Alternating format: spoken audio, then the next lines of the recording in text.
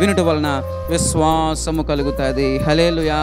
దేవుని మాట వింటే మనకేం కలుగుతుందో చెప్పండి? విశ్వాసము కలుగుతుంది.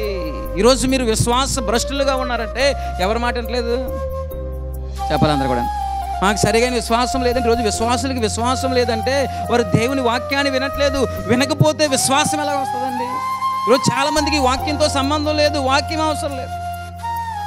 త్వచ్ అనగానే ఏం చేయాలి చెప్పండి? మాట్లాడాలి అందరూ. పడిపోవాలి, లేగిసిపోయి మళ్ళా ఎక్కడికి వెళ్ళిపోతాడు?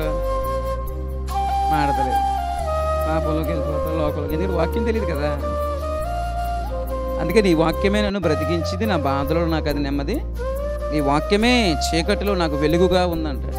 నీ వాక్యమే తెలివిలేని వారికి తెలివిని. ఈరోజు చాలామంది వాక్యం వినడం లేదు.